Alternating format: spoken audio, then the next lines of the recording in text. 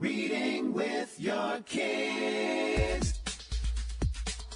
Hola, ni hao, konnichiwa, assalamu alaikum, shalom, mahaba, moribuli wanji, namaste, jambo, bienvenidos. Hi, my name is Jedley, and this is the Reading with Your Kids podcast.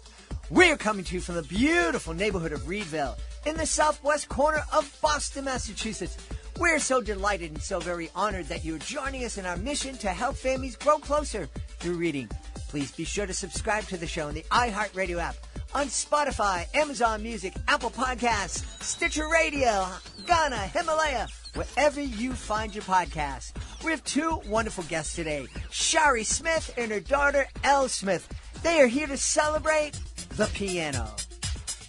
Before we invite our guests into the studio, we want to invite you to connect with us on social media, facebook.com/readingwithyourkids, at Reading With Your Kids on Instagram. We have a great Pinterest page. It's titled Reading With Your Kids. And if you're on Twitter, be sure to check us out at Jedley Magic. Had to be different there, yeah. Hey, and rumor has it that we're going to be on TikTok soon. I guess we're already on TikTok. I have no idea what we'll be doing on TikTok. And we love your help. So please go to readingwithyourkids.com. When you get there, please do sign up for our free newsletter.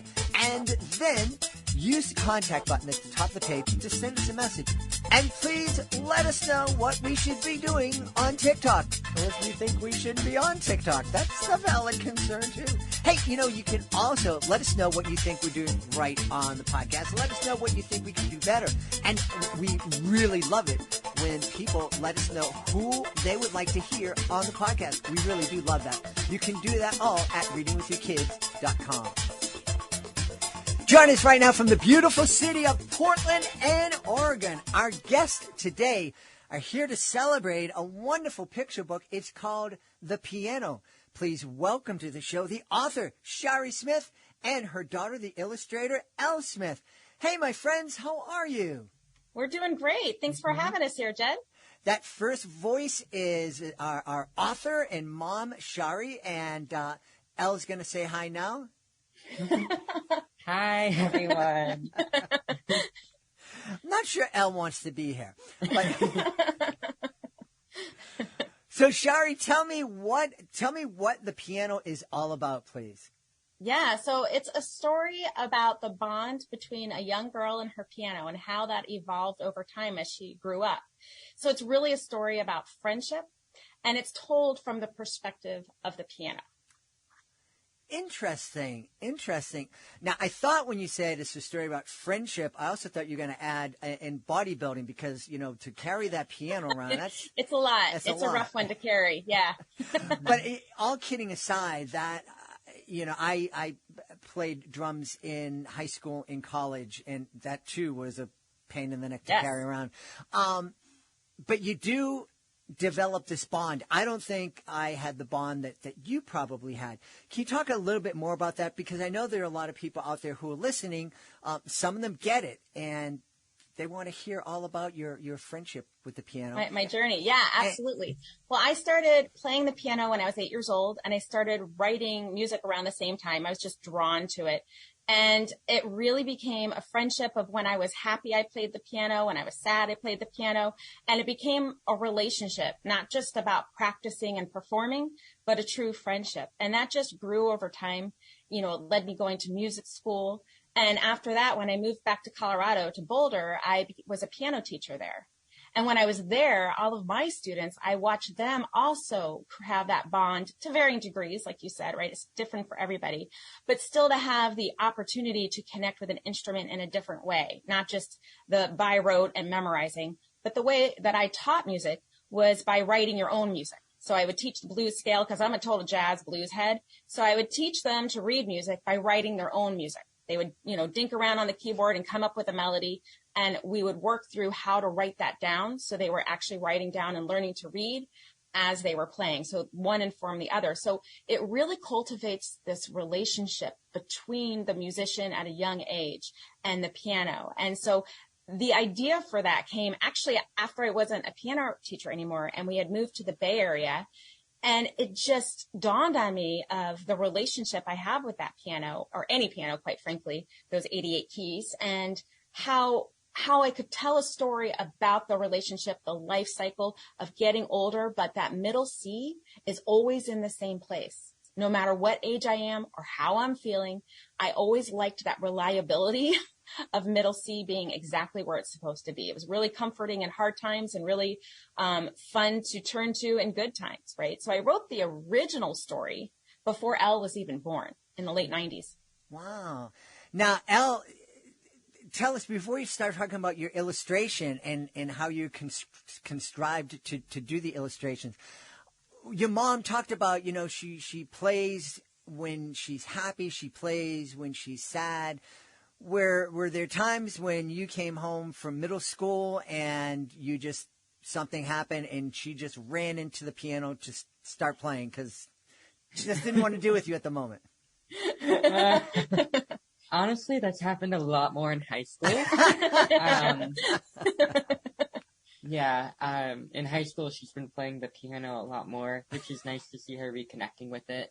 Mm-hmm. I kind of have something similar with drawing. Mm-hmm. I use it to express my emotions, and it helps comfort me whenever I'm feeling something. Yeah. Elle, talk a little bit more about that, please, because I think that there are a lot of parents out there who are listening who have kids who are in different stages of their life, and everybody struggles, but I think there are a lot of kids who have very difficult struggles in high school and in middle school, and sometimes there's just so much we can do as parents, and we want to help, but we just can't. Mm-hmm. Maybe, can you talk to the parents about maybe there's a way that they can introduce their kids to illustration as a kind of a therapy or just a way to release some of the tensions they may be feeling? It's a great question. I think that everybody has their own thing. Everyone has things they're good at and that they aren't as good at. Everyone has their own interests and what they like. And I don't think necessarily introducing illustration is important, but introducing something that individual kid can connect with and will help them individually. Mm-hmm. Like, what is your kid struggling with, and what are their interests? How can you bridge the gap? Yeah. For me, I was naturally drawn to art, so I was lucky in that way. But for some people, it's a bit more legwork because there are so many things you can do every day with anything, really. Art, music, dance, all of it. Yeah. And not everyone is able to do something that maybe they don't know they love. Yeah. So I would say take an interest in what your kid is taking interest in. Absolutely. And I want to read to you, because we were talking about the emotions, and that's part of what this book is about, is how the piano can help express emotions. But like what Elle was saying, for her, it was art. And it could be, for parents listening, it could be something else. It could be dance. It could be drums. It could be, a variety of different things in the arts that can help us, like you said, Jed, to release whatever that emotion is. So I'm going to just read these 2 lines from the book. When Katie felt happy, she hammered on the keys. The music popped and flew like fireworks. When Katie felt sad, her fingers delicately danced across the keys. The music wrapped around her like a huge hug. And that's the piano speaking. That's right. Yeah, fascinating. What was it that inspired you to write from that perspective? So this is a fun story. So here's what happened. The original version was actually written from Katie's point of view, okay? And it had the element of her growing up over time and the relationship with the piano, but it was a very different version. And when the pandemic first hit in March of 2020, and it was clear no one was doing anything for a while and we were staying in the house, I looked at Elle, because over the years I had told her I wanted her to illustrate the piano one day. So we got really busy at the dining room table, like sketching it out and, matching up which words would go with what kind of illustrations. And you remember what you said to me? Mom, too many words. Too many words, Mom. And I looked at it, I'm like, oh, you're right. And so I started to play with it more and pick it apart. And I actually hired an editor from a local place to help me with like thinking through what can I do. And then I had this aha moment to write it from the perspective of the piano. And from when I made that decision, the story completely shifted and it just rolled out into what it is today. And when I did that and we laid it out, and then you were like, yeah, this is much shorter, and it was much easier to storyboard it, to really come up with what kind of illustration needs to be with each sentence, like what needs to be on the page. And so when we sketched that out, that's how that came to be. Yeah. You know, as you're speaking about, and you read those lines and speaking about writing from the perspective of the piano, I have this thought. Elle, I'm a little bit weird. My brain just goes all over the different places. But one of my friends is a master musician, and he plays harpsichord, and he restores these antique, ancient harpsichords. They're beautiful. They're works of art. And I was thinking, what if those harpsichords had a chance to talk about some of the different players that they had over the centuries? What a fascinating, like I said, Elle, my mind goes in weird places here. I think that's great. I think that's a great idea. I mean, I think that the idea of like from the perspective of objects that are experiencing different people or different stories, they have their own story of their own experiences. Since we have a mother-daughter team here right now, what about that as a conversation for families to have as they're reading or after they read the piano, just to sit down and kind of as a creative exercise, parents and kids can sit down and talk about, okay, you love this tricycle, and it was your dad's tricycle beforehand, and what do you think the tricycle might say about you or your dad, or that kind of thing? I think that would be really fun. That's a great idea. I used to teach theater too, so it kind of reminds me of some improv theater exercises, and so if you apply that to like, what would this plate say about our meal tonight? If it could say something, or what would our chairs say, or what, and just to kind of have dialogue. And it really ventures, I think, into some creative thinking with no rules, just magical thinking of like, what would these things be saying? And I think that could really drum up some really fun conversations with no limits. Yeah. I don't know. What do you think of? I think that kids have such an amazing imagination, and it's always important to cultivate that. Sometimes kids like to express themselves through their imagination. So it could be like, what does the plate think of this food? And maybe the kid doesn't like the food. They're like, the plate hates it. The plate thinks that this food should get off of it and we should have pizza. Well, my plate would probably think there's too much food on here for this guy. He's too old and he's getting too fat. Elle, you talked about, kids having these great imaginations, but I think a lot of kids don't feel, and there's certainly times in my life that I didn't feel I had permission to kind of express that imagination. I thought, no, I can't. Right now, I'm crazy. I just do, when I'm on stage, it's like whatever comes to mind because I'm old and I don't care what anybody thinks. But when I was younger, it's like, I got to stay between these lines here. And that's not great for a creative. How can we encourage our kids to just know that it's okay for them to really express themselves? I think encouraging imagination and experimentation from when kids are young up until they leave the house is very important. That's what my parents did for me. They always supported me in my hobbies in drawing. I always had a sketch pad, and I never ran out of paper, even if it was my mom's worksheets for her work. Great. We had an illustrator from Italy on about a year or two back, and I said, how did your parents inspire you? And she said, they painted my walls white, and they gave me crayons and paints and said I could do anything I wanted to the walls. Wow. That's awesome. And she did, and she loved it, and what a great memory it was. Chari, you said something that I definitely wanted to come back to. you said that one of the ways that you taught kids music was to encourage them to write it. Mm-hmm. Instead of sit down, memorize this, get it perfect, it's like, no, this is a language. This is a tool for you to communicate with. I don't want you to just parrot back something somebody else said. I want you to use this to express yourself. That's a very different way of teaching. Can you expand a little bit more on that? Because I love that. Yeah, you bet. So one of the first scales I teach them is actually the C blues scale, because it's the best scale in the world. And it's such just, when I first learned it, I'm like, where have you been all my life? And, it's just a really fun scale. So when they sit down and I just teach them like the first 3 notes, and then I'm like, using those 3 notes, tell me how your day was.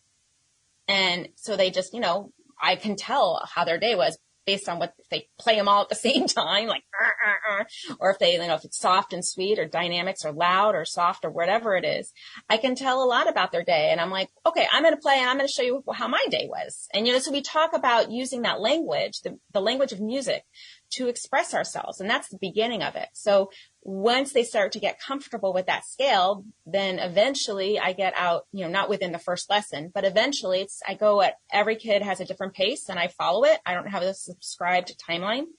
And, they start to write down. I'm like, well, let's write down what you're playing. Let's come up with a melody that you'll be able to write down and then play it again. And then I eventually teach them chords to play in their left hand. So they're really enrolled.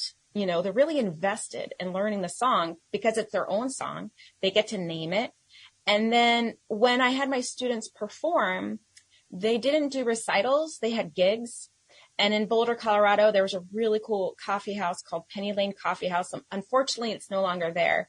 But they were very gracious. And twice a year, my students had a gig there. Mm-hmm. And they would get up there and play. And, I felt like a lot of students, they would get really nervous about performing. And I was like, it's not about performing. It's just about sharing where you're at. So if you hit a wrong note, hit it again and everybody will think you meant to. Mm-hmm. So, it's just creating a safe environment for kids to express themselves and to be wherever they're at. There's no bar to hit. There's no perfection. It's like you do you. Mm-hmm. I love that. One of my favorite, when I take questions from kids after one of my performances, and oftentimes a kid will say, have you ever made a mistake while you're on stage? And my answer is, I haven't done a show where I haven't made a mistake. And it's like, I made some here. Did you notice it? No. Good. That was the intention. You just keep going. That's right. Elle, your mom used a term that lots of people hear. I don't know if you know what it means. A lot of people don't. The word gig, do you know what that means? I do indeed know what a gig is. But do you know what the initials stand for? I did not know. It stands for something. Yeah. Chari, do you want to tell her? No, you tell him. Oh, God is good. Because it's just like a gig. This is a job. It's a blessing. I have this gig. I am going to be able to eat tomorrow night. And I will admit, I actually haven't heard that. I've always just called it a gig. Oh, yeah. No, that's old. And I'm surprised because I think that came out of the blues. That's so funny. Well, you know what? I honestly could have learned it and it just fell out of my head. I feel like I have only so much hardware that I can hold things and some things dump out. The data drive gets full. Yeah. Well, that happens to me. Mine probably dumps more often than yours. But it's just this, one of the things about art, and especially people who want to go in and make a living as an artist, which I think, Elle, you may be on that track. One of the things that so many people, so many parents will say is, but you need something steady. You need something you can depend on. And that is a certain way to live life. And certainly that would have helped me 2 years ago when the pandemic happened and I went from doing 250 shows a year to doing none. Yeah. But there is this beauty and joy of being able to go out there and just saying, I have a gift. I'm going to share it with the world. And there may be some lean times, but there are going to be a lot more up times when I'm sharing this, and it's going to be lifting people up. So I think that when you have a passion, it's important to at least give it a shot. Mm-hmm. You know, because if you don't, you might regret it later. Yeah. You have time to do new things and start over and be whoever you want to be. Yeah. So I think it's important to do what you want to do the most while you can. Good for you. Now, one of the things you shared with me, Elle, before we started is that one thing that you don't have a passion for and that you won't be doing in the future is illustrating more children's picture books. I wouldn't say that I won't ever illustrate more picture books. Oh, good, because I have 5 more. Yeah. But I like to make my own stories. That's very important to me. So telling other people's stories isn't as fun. For me, it's not something I'm passionate about. Well, do you think that after this experience and after having the sort of instinct to know, Mom, there's a little bit too many words in this first draft, do you think that maybe you'll think about telling your own stories through children's picture books? I think that anything's possible, really. You know, there are so many ways to express a story and to connect with different groups of people. I think it's definitely a possibility in the future to write a children's book. Super. Yeah. Yeah. So, and Chari, for you for years, you were communicating and through music. Mm-hmm. How was this different, communicating through words and through, coaching your daughter or coaxing your daughter to create illustrations for the book? Well, I'm actually, I'm a musician, but I'm also a writer. I wrote 2 books of children's plays that were published by Libraries Unlimited. In the late 90s, one came out, and the other one is Extraordinary Women from U.S. History, where I did 1-act plays that were researching the lives of 9 different women and then made it into a play. So I've always been a playwright and a musician, and I've written musicals. I'm working on a musical now called Freedom, The Untold Story of Moses. Yeah, it's really exciting. So for me, writing is part of what I do. I've written songs for a long time, so that's part of what I do. So I just love it. Probably my favorite, though, is writing songs. I just enjoy that whole process. Yeah. Is the piano a rhyming picture book? No. No. Interesting. I imagine some folks out there would say, oh, she's a songwriter, so she must be writing poetry and rhymes and whatnot. But no. It's funny. Yeah. I mean, no, I don't write a lot of poetry. I don't know if I've ever written a poem. Maybe. But I've written a lot of lyrics for songs. And then. I mean, lyrics are just poetry. You're right. You're right. I should just defer to her. She's right. And I think the piano is written kind of lyrically. That's true. Yeah. That's true. But not necessarily rhyming. Yeah. Okay, well, I have to ask, before I ask you where we can go to learn more about the piano and learn more about you, I got to know, who's playing that drum kit behind y'all? My son, her brother, Max. He's 15. So, we've got this big old drum kit, and I play a little guitar, too. So we have a guitar and a keyboard. So this is our music room. Awesome. And no music from you, Elle? No, she's a great musician. Yeah. I produce music. I also sing. And compose. Yeah. Awesome. I write songs. Awesome. Wow. Such creativity coming from the Smith home. It's fun. Yeah, we all play. We're not exactly the Partridge Family, but my husband and I met in Boulder, Colorado, because I had a jazz quintet and I was looking for a saxophone player, and he plays saxophone. So that's how we met. So neat. Well, I've had a blast speaking to you both. I know that people are going to have a lot of fun finding out more about the piano and finding out more about both of you. Do you have websites? I do. I have charismith.com, and my name is spelled CHARI, and then Smith, SMITH.com. All my information is on there of all the books I've done and the music projects I'm working on, and that's a great place to stay connected. I'm also on Instagram at Chari's Musical Adventures, and Facebook at Chari Smith Writer. Those are all places that you can find me. Awesome. And Elle, do you want anybody to find you on Instagram or TikTok or? I'd never post. I have an Instagram, but I post maybe twice a year. So I would say go follow my mom. She posts regularly on what she's up to. You are a very wise young woman, because there's going to be a lot of people your age 10, 12 years from now thinking, why did I post that back when I was 17? We've had a great time speaking to the author and illustrator of The Piano, Chari Smith and Elle Smith. My friends, thank you so much for being with us. Thank you for having us. Thank you. Please be sure to join us for the next episode of the Reading with Your Kids podcast. Our guest will be Dr. Beth Brown. She's returning to the show to celebrate the latest edition in the Divot and Swish series. It's called Divot and Swish in the Ozarks. It's a really fun conversation. We love Dr. Beth Brown. Hey, I want to thank the folks who made today's show so wonderful. Of course, I want to start by thanking our guests, Chari and Elle Smith. Please be sure to check out The Piano. We just love the idea of this book. We love speaking with Chari and Elle. I also want to thank my team, Alejandro Doherty, Fatima Khan, Rory Grady, Skylar Strauss. I want to thank my beautiful wife for all the support she gives me. Most of all, we all want to thank you. Thank you so much for taking the time to join us today. And as always, thank you so very much for taking the time to make the world a better place by reading with your kids. I'll be looking for you in the next edition of the Reading with Your Kids podcast.